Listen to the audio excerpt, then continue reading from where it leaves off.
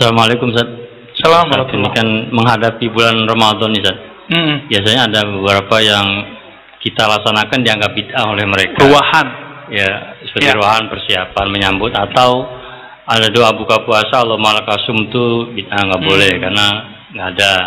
Jadi mohon penjelasan Ustaz. Terima kasih. Iya, tradisi orang Jawa, orang Betawi, orang Sunda, ada yang disebut dengan ruahan, benar ya? Ruahan dari bahasa Arab, arwah. Kenapa? Karena dulu ulama mu'alim-mu'alim di Betawi, di Sunda, ya, di Jawa, itu kalau mau Ramadan, tahu, ini Sya'ban kan bulan arwah emang. Jadi orang yang mau lahir tahun depan, itu ditulisnya di sini, Pak. Misalnya, habis Sya'ban ini, Ramadan. Terus Syawal, Zulqa'dah, Zulhijjah, Muharram, terus sampai ke Rajab. Siapa yang lahir, siapa yang mati. Jadi yang meninggal karena corona, nggak corona kemarin, itu udah ditulis Sya'ban dulu. Di ilmu Allah sudah ada, tapi diturunkan ke langit dunia dan kemudian dipegang oleh malaikat. Jika berkaitan rezeki dipegang oleh malaikat Mikail, jika berkaitan dengan ajal dipegang oleh malaikat maut. Maka ulama kita biasa mengirim, karena amal diangkat semua ke langit. Jadi kalau boleh disebut laporan amal tahunannya secara rohani itu hari bulan Sya'ban. Kalau mingguannya Kamis. Kalau tahunannya ya bulan Sya'ban. Makanya dulu kiai kita ngajak, ayo ngumpul kita doain arwah. Ya, karena mereka menunggu selalu, ya. Ruh-ruh itu nunggu selalu, Pak. Nafsnya, jiwanya ruh itu nunggu.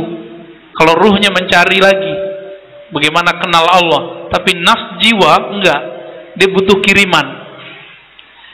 Kalau masih di dunia, kirimannya jangan Fatihah doang, duren kayak gitu. Ya, duit gitu. Tapi kalau sudah masuk ke alam kubur, mereka nggak butuh duren, nggak butuh duit. Butuhnya apa? Fatihah, sedekah kita ke orang, niatkan untuk beliau, nyampe semua. Disebutkan oleh Imam Ibnu Qayyim 29 dalil, dan beliau mengatakan ini masih banyak, bahwa amal orang hidup sampai ke orang mati, bermanfaat untuk orang mati, salah satunya ruahan. Maka tadi pagi saya juga bahas ini, ruahan ini bagian dari apa yang dibahas di kampus-kampus Islam dengan istilah living sunnah. Living sunnah itu artinya ajaran yang ada dalam hadis Nabi lalu dijadikan tradisi, dan tradisi itu hidup. Namanya living sunnah. Biar nggak ngaku sunnah bukan mereka doang, Pak. Ya. Maka kita doakan rahmatullah ala ulama'ina as-sabiqin. Semoga Allah merahmati ulama kita yang buat tradisi ini. Ini tradisi yang sangat bagus, bukan bid'ah. Ya, itu tradisi, ada dalilnya, dan itu dianjurkan. Ya. Yang kedua, ini masih nanya aja loh, malah kasumtu ya. Udah nggak usah hiraukan. Antum punya imam tadi siapa? Imam Nawawi. Imam Nawawi, cari bukunya, wajib punya. Kalau sudah membahas bab zikir, wajib punya kitab Al-Azkar An-Nawawiyah. Beli, Pak, ya. Jangan cuma online doang. Beli, baca Al-Azkar An-Nawawi. Nanti buka bab doa sekitar puasa. Ada doa sebelum berbuka. Salah satu hadisnya Allahumma laka sumtu. Juga ada hadis yang kedua, zahabaz zama'u wa tallatil uruku wa sabatal ajru insyaallah. Dua hadis ini bagi Imam Nawawi ini digabungkan ngamalinnya, bukan seperti para amatiran dalam ilmu hadis bilang apa? Oh, yang Allahumma laka sumtu dhaif, zahabaz zama'u sahih. Enggak, dua-duanya dhaif. Dua-duanya dhaif. Ketika dua dhaif ini, dhaifnya bukan parah, tapi karena mursal, nggak nyambung. Jika ada dua mursal atau dua dhaif yang tidak parah, gabung jadi sahih, minimal jadi hasan. Kalau nggak, namanya ahli hadis amatiran, Pak. Jadi ahli hadis itu ada yang amatiran juga. Jadi dia tuh parsial mikirnya.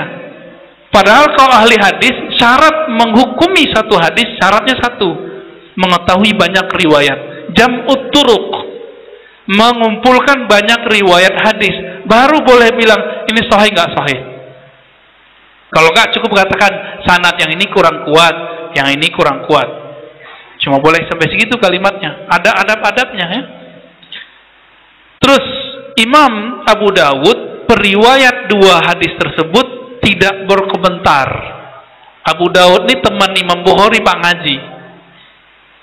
Umurnya ya beda 8 tahun lah antara Imam Bukhari dengan Imam Abu Dawud, pengarang kitab Sunan Abi Dawud. Kan ribet antum kalau baca Abu Dawud.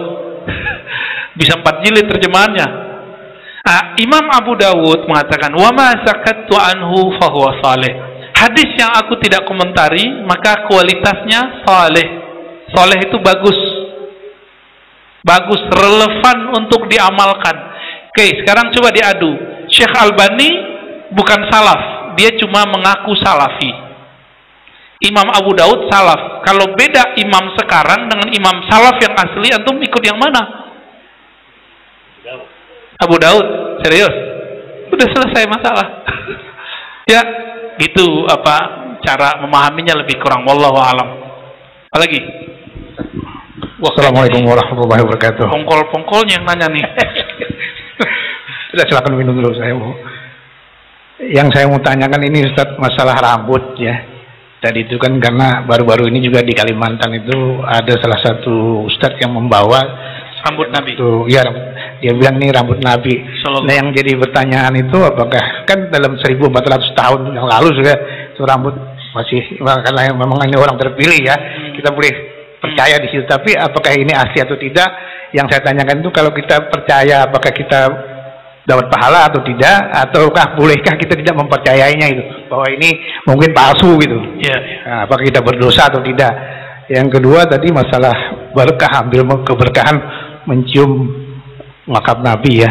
Apakah kita juga bisa mencium makam para wali atau tidak jauhnya ke makam orang tua kita sendiri gitu? Apakah kita boleh atau tidak? Terima kasih. Assalamualaikum warahmatullahi wabarakatuh. Assalamualaikum warahmatullahi wabarakatuh. Rambut Nabi ya. Rambut Nabi ini fenomenal. Imam Ahmad wafat 241. Nabi wafat tahun 11. 241 berapa tahun? 200-an tahun. Ya. Itu beliau masih nyimpen rambut Nabi dan ada sanadnya. Jadi sanad itu sumbernya rambut. Genealogi rambut itu ada, Pak. Ketika Wahabi menguasai Hijaz, Hijaz di situ ada Mekah, Madinah, maka Turki Utsmani mereka dapat ilham, inspirasi, teguran, selamatkan asar-asar Nabi. Asar artinya peninggalan Nabi. Dibawa semua ke Turki. Makanya sekarang kalau kita ke Turki ada museum Nabi, benar nggak? Museum keluarga Nabi ada rambut Nabi, jubah Nabi, serban Nabi, bahkan jubah Sayyidah Fatimah. Ada semua. Orang pencinta Nabi pasti melinang air matanya ngelihat. Museum itu boleh disebut sebagai periwayat rambutnya. Dia dapat di mana? Dapatnya dari dulu ada rumahnya Nabi. Kan dulu ada rumah Nabi di Mekah. Kan sekarang mereka ratain dibangun perpus. Masih syukur Pak dibangunin perpus, ya. Masih syukur, ya. Kalau enggak hancur tuh, ya. Saudi dilaknat kali. Kenapa? Karena menghina peninggalan Rasulullah. Syukurnya di Saudi itu masih banyak orang-orang yang diam-diam tidak mengikuti akidah Wahabiyah. Alhamdulillah. Pejabat-pejabatnya aja banyak yang nggak senang. Sekarang nih Muhammad bin Salman, dia tahu boroknya Wahabi, Pak. Dia tahu. Dia mengatakan Wahabi itu perang dinginnya. Saya pernah sampaikan sini ya. Perang dinginnya Amerika dan Rusia. Itu yang ngomong udah orang Saudi, nggak bakal percaya mereka. Mereka nggak percaya, Pak. Jadi itu udah sahih itu dah. Makanya mereka ganti nama, nggak mau Wahabi lagi, Salafi aja. Ya. Jadi rambut Nabi juga ada sanadnya. Sanadnya itu museum kah, rumah peninggalan apakah gitu ya. Ada sanadnya, Pak. Ya. Iya, itu biasanya peninggalan dari guru-guru. Tinggal dia bilang dapat dari mana. Boleh Bapak nanya. Jadi jangan nggak percaya dulu kalau belum bertanya. Orang belum meneliti kok udah membuat kesimpulan, namanya suuzon 11-12 sama mereka. Ya, kalau nggak tahu bilang oh saya nggak ngerti, selesai. Kalau kita nggak ngerti dan nggak mau mengerti, juga usah mendekat. Mending nggak ketemu, Pak. Karena ada di salah satu wilayah di Sumatera, itu pejabat datang, si ulama nyebut ini rambut Nabi, cium sama ente, nggak mau dia cium. Apa yang terjadi sama dia? Kayak orang hilang ingatan habis itu. Saya nggak usah sebut siapa ya pejabatnya. Kejadian Pak seperti itu. Karena dia nggak percaya dan menghina, merendahkan ulama yang megang, tersinggung ulamanya. Kalau nggak percaya, menghindar aja Pak. Ya. Kalau saya percaya. Kenapa? Innal arda la ta'kul ajsadal anbiya. Bumi tidak pernah merusak tubuhnya Nabi. Haramallahu alal ard an ta'kula ajsadal anbiya. Itu ada di riwayat Imam Baihaqi dan riwayat imam lain. Bumi Allah haramkan merusak tubuhnya Nabi. Rambut bagian dari tubuh Nabi bukan? Nggak bakal bisa dirusak. Paling-paling dipotong-potong. Ciri-ciri rambut Nabi kalau dicek dalam lab-lab arkeologis itu ada kayak apa namanya yang pewarna rambut yang tradisional itu? Ya, henna dan minyak zaitun. Jadi Nabi rambutnya diwarnain agak pirang-pirang dikit. Kalau ini mau bukan pirang, putih. Ya. Apa lagi Pak? Udah. Di belakang. Ya. Oh ya, sebentar. Satu lagi apa? Oh ya, mencium kubur Nabi. Apakah berlaku juga mencium kuburan orang soleh? Sama. Yang penting kita nggak meyakini penyembahan terhadap yang kita cium itu. Yang analog sederhana gini, Bapak kan orang berakal, orang pinter. Mencium istri boleh nggak? Mencium anak boleh nggak? Boleh kan? Syirik nggak? Ya sama, mau cium kuburan, cium orang hidup ya sama, nggak ada kaitannya dengan syirik. Itu bab cinta. Jadi takbil, bab mencium itu bukan bab syirik, bab tauhid, itu bab mahabbah. Mereka itu nggak ngerti cinta Pak, masalahnya. Ajarannya kan ajaran menghilangkan bab cinta. Makanya tabarruk dihilangkan. Jadi kita kasih tahu, at-tabarruk ibaratun anil hub. Ngambil berkah itu adalah ekspresi mengenai kecintaan yang tinggi kepada Nabi dan orang-orang soleh. Ya, tafadhol di belakang. Assalamualaikum warahmatullahi wabarakatuh. Assalamualaikum warahmatullahi. Saya mau tanya ada dua pertanyaan. Pertama nih, saya pernah dengar dari kiai gitu, tempat di mana kita mimpi atau ada orang pernah mimpi bertemu Rasulullah, itu pantas diziarahi tempat itu. Yang saya tanya, ada qaul ulama atau ya dalil tentang itu enggak? Artinya perkataan ulama salaf atau gimana? Yang kedua, saya pernah bertabaruk dengan rambutnya Rasulullah dan itu dicelupkan di air. Ketika diberikan di air, kata kiainya, nanti kalau habis tambahin airnya lagi, jangan sampai kosong, tambahin terus. Nah ini kalau misalkan ada orang yang meninggal atau apa, saya usapkan misalkan di kain kafan atau di badannya, atau ada orang sakit apa, atau setiap maulid anak-anak ngaji di rumah saya bagikan itu air, ditaruh di galon. Nah apakah seperti ini tabaruk keberkahnya ini nggak hilang kalau ditambahin begitu? Terima kasih. Iya, nggak hilang. Boleh lanjutin aja. Ya, itu kayak orang itu minta air doa. Apa kata si kiai? Ntar kalau mau habis tambahin air ya, sama. Lebih keren si tukang urut yang ngasih air begitu atau rambutnya Nabi. Acara begitu itu dari Imam Ahmad. Jadi Imam Ahmad kalau demam, badannya panas-panas sedikit kayak corona sekarang nih, bisa jadi obat tuh. Yang penting yakin. Diambil air putih yang segar, dicelup, baca salawat. Kalau bisa baca salam, assalatu wassalamu alaika ya Rasulullah. Sampaikan salam rindu kita kepada Nabi sampai kita betul-betul merasakan diri ini berkoneksi dengan Nabi. Itu air langsung berkah itu. Ya. Lalu Imam Ahmad kalau minum air begini gimana? Sembuh langsung. Imam Ahmad loh ya. Imam Ahmad imam salaf, musyrik gak? Berani antum bilang Imam Ahmad musyrik? Ya, kan nggak ada yang berani. Ya, udah. Yang kedua, ya, tentang tempat mimpi ketemu Rasulullah. Tempat mimpi pantas diziarah gitu. Saya tidak pernah mendapatkan kalam tertulis dari ulama bahwa tempat yang dulu ulama mimpi di situ dijadikan tempat ziarah. Kalau begitu tempat kos saya dulu harus diziarahi dong. Enggak ada ya. Nabi kalau datang ke mimpi itu yang berkah tempatnya atau kolbu orang yang mimpi? Kolbunya, karena datangnya bukan ke tempat, datangnya ke dalam kolbu. Maka yang diberkahi orang yang mimpinya. Tapi ingat, orang yang mimpi ketemu Nabi belum tentu dia ini terbebas dari dosa. Belum tentu juga dia wali. Orang cinta doang kok. Bisa jadi cintanya sirna. Bisa ya. Jadi jangan terlalu berlebihan untuk bab ketemu Nabi secara mimpi. Tapi man ra'an Nabi SAW ya. Man ra'ani fil manam fasayarani yaqzah. Siapa mimpi ketemu aku, dia akan melihat aku dalam jaga. Itu baru wali. Itu baru antum ziarahi orangnya. Orang yang mimpi ketemu Nabi dalam jaga, lalu dia bisa berkoneksi dengan Nabi dalam keadaan apa? Mimpi ketemu Nabi, lalu dia bisa berkoneksi dengan Nabi dalam keadaan jaga, yaqzah. Hadis Sahih Bukhari. Itu yang wali. Itulah makomnya Uwais Al-Qarni. Makanya Nabi perintahkan Umar dan Ali untuk minta doa kepada Uwais Al-Qarni. Padahal secara kemuliaan, muliaan siapa? Ali, Umar radhiyallahu taala anhuma. Ya, silakan. Dari YouTube satu ini dari Ibu Sarah. Bagaimana memahami akidah yang selamat buat kami yang sedikit ilmunya supaya tidak tersesat?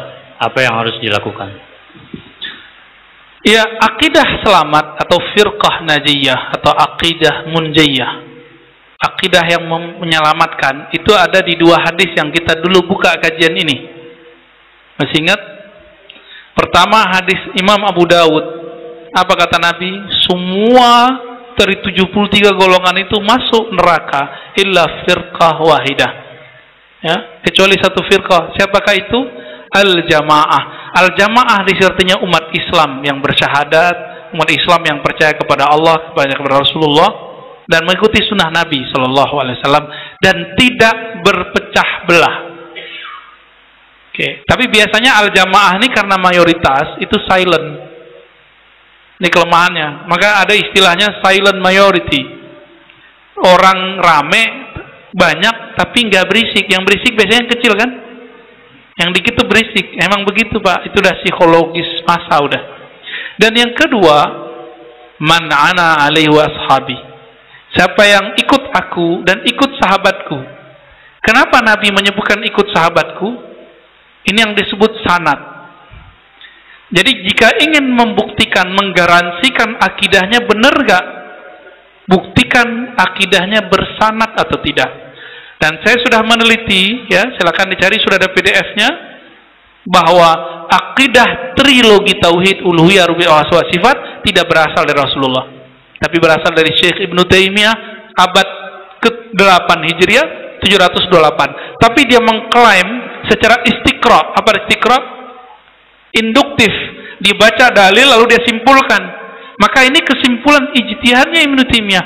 Jika Ibnu Taimiyah boleh menyimpulkan 3 tauhid, kenapa Imam Asy'ari nggak boleh menyebut 20 sifat Allah?